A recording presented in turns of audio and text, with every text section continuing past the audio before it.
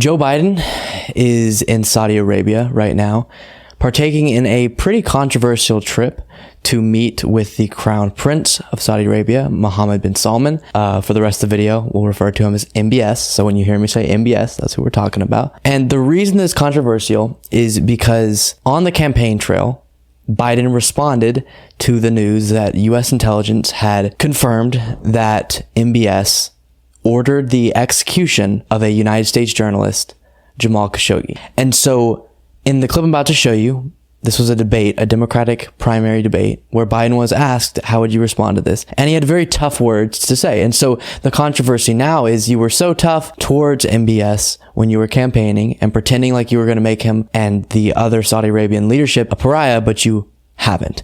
Now, the sins, we'll say, of the Saudi Arabian government are far beyond the execution of Jamal Khashoggi, but that obviously hits very close to home because you're killing a United States journalist. But in addition to that, there's tons of things we could go through that the Saudi Arabian leadership, this current government, has done that is horrible, including much of its actions in Yemen. So with all that being said, we'll check in, remind ourselves about this moment from a Democratic debate where Biden had tough words to say for MBS and Saudi Arabian leadership. And now, of course, he is doing this trip, and we'll talk about the details of that in just a second here. Vice President, the CIA has concluded that the leader of Saudi Arabia directed the murder of U.S.-based journalist Jamal Khashoggi. The State Department also says the Saudi government is responsible for executing nonviolent offenders and for torture.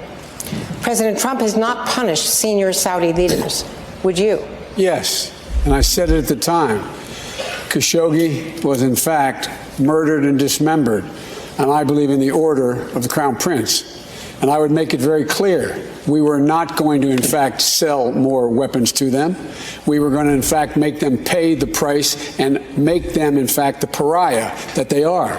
There's very little social redeeming value in the present government in Saudi Arabia. Okay, so make them the pariah that they are. So that moment has been played a lot now recently because he is taking a trip to Saudi Arabia. And one of the reasons, and specifically met with just recently within the last couple hours, MBS himself. And one of the reasons that he's taking this trip, presumably, is to request more flow of oil from Saudi Arabia. Of course, they're huge in their inventory of oil, we'll say.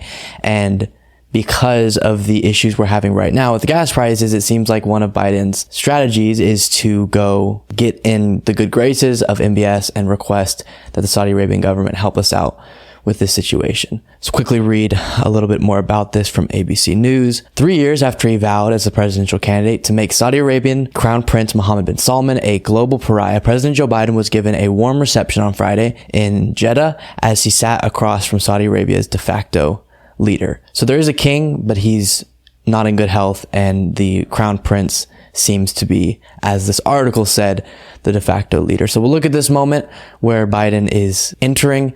They're taking some COVID precautions, so that's why maybe this fist bump is a little bit more not super awkward. But Biden does fist bump MBS.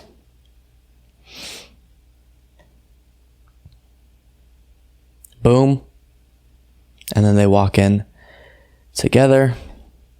Of course, the whole time that this interaction is going on, journalists are asking Biden about what he's going to do in that meeting to bring up the topic of Jamal Khashoggi and why he's doing this meeting and all those types of things. It looked like at the beginning he wasn't getting a good, the journalists weren't getting a good answer to that question. But then after he met with MBS, he did eventually address the topic of Jamal Khashoggi.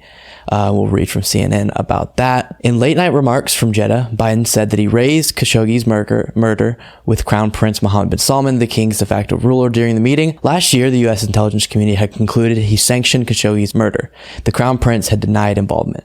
Quote, I raised it at the top of the meeting, making clear what I thought of it at the time and what I think of it now. I was straightforward and direct in discussing it.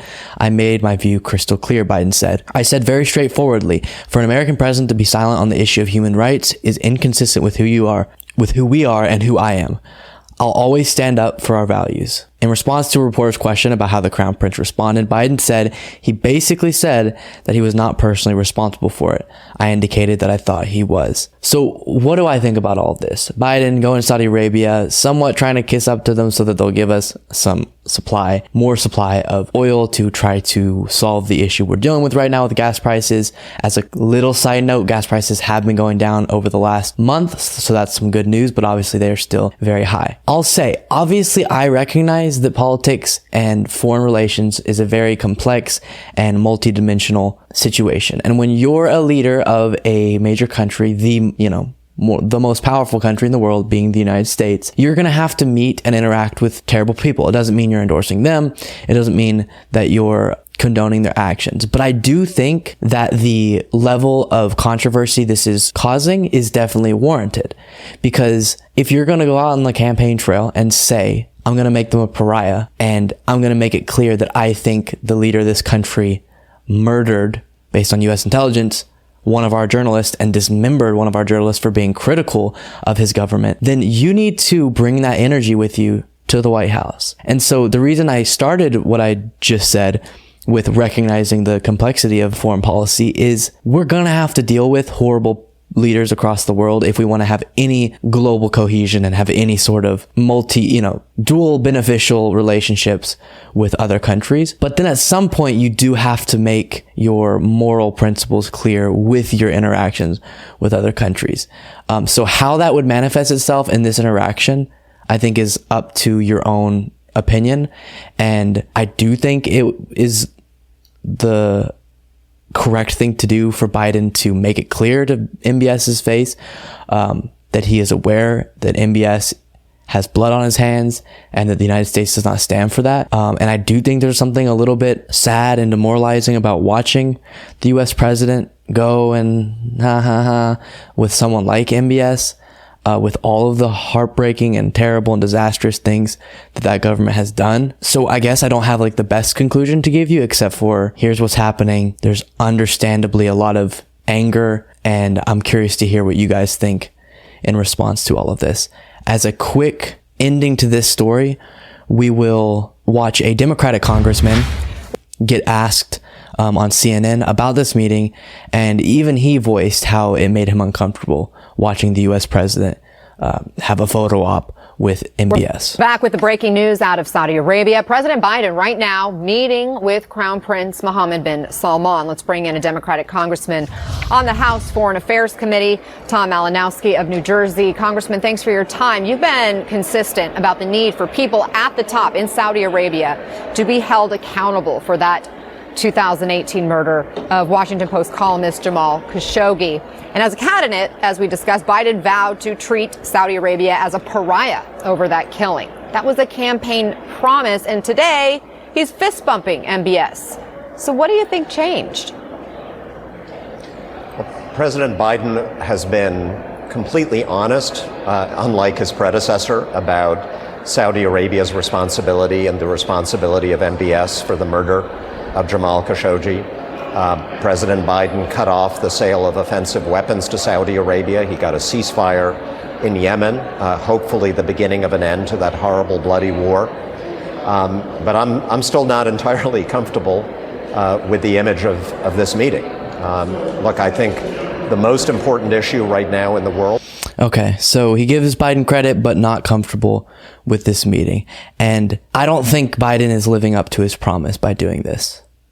I think if he felt like he absolutely had to have interactions with them, I don't think making a big public affair where he meets with them on their turf and happy, celebratory energy as they meet one another is how you want to deal with this.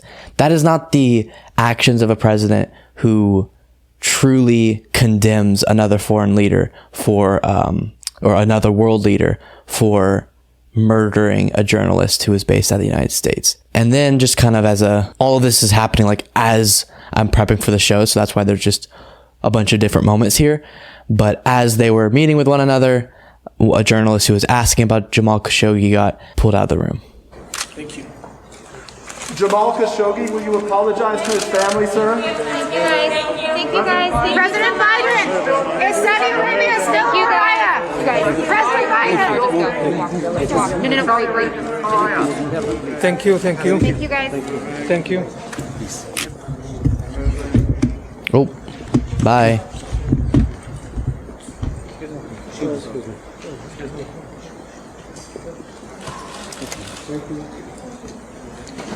Okay, you couldn't really see it in that video. You could just see MBS's reaction to the question, but NBC's Peter Alexander was the one who was shouting, and apparently the security kind of ushered him out first, but it looks like all of the journalists were being asked to leave at that point. So interesting stuff, controversial stuff. I am curious to see if Biden has any further explanation for what went on with that meeting, why it was so necessary that they met with one another, all of those things. And like I said, I'm curious to hear your guys' thoughts, so don't forget to leave a comment on the video and let me know what you think.